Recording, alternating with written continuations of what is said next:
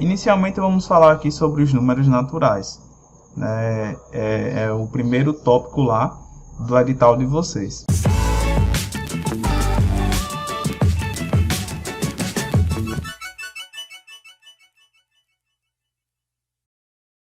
E aí, quem são esses números, né? Os números naturais, pessoal, são aqueles números que a gente utiliza para fazer contagem, para contar qualquer coisa, né? Aqui, ó, 0, 1, 2, 3, 4, 5, 6 e assim sucessivamente, né?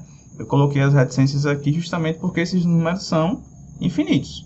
Percebam que aqui eles vão sempre aumentando de 1 em 1, né? Então, se você for aumentando de 1 em 1 aí, você não vai parar, jamais. Então, esses são os números naturais. São os números mais básicos que nós temos aí.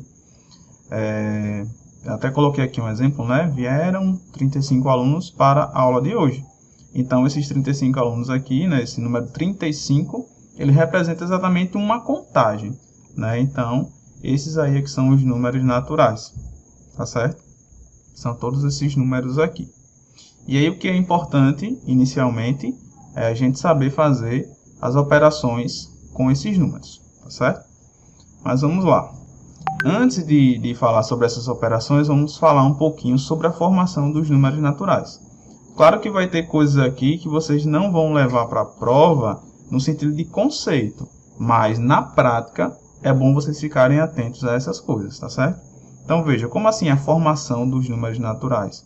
É ali quando você pega um número, né, e você consegue ver ali cada detalhe daquele número. Então veja, todo número natural, né, ou melhor dizendo, o número natural ele pode possuir a unidade, a dezena, a centena, unidade de milhar, dezena de milhar, centena de milhar e assim sucessivamente, né?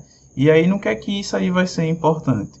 Né? Vai ser importante justamente na hora de vocês armarem as continhas. É importante você saber o que é unidade, o que é dezena, o que é centena, mas você não vai ficar muito apegado a isso na prática, né? Mas é importante para saber montar a conta, tá certo? Então vamos pegar um exemplo aqui, olha.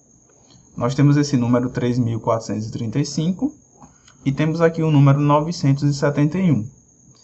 Veja só como é que algumas pessoas acabam armando uma continha de somar com esses dois números, dessa forma.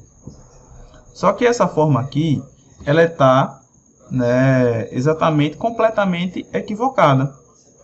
Por quê? Porque na hora que você formar uma continha, você tem que colocar unidade embaixo de unidade, dezena embaixo de dezena, centena embaixo de centena e assim sucessivamente, né? Quando a gente olha aqui para esse número 3.435, quem é a unidade dele? O último número, a dezena, já é o segundo, você vindo de trás para frente, né? Depois centena, depois unidade de milhar.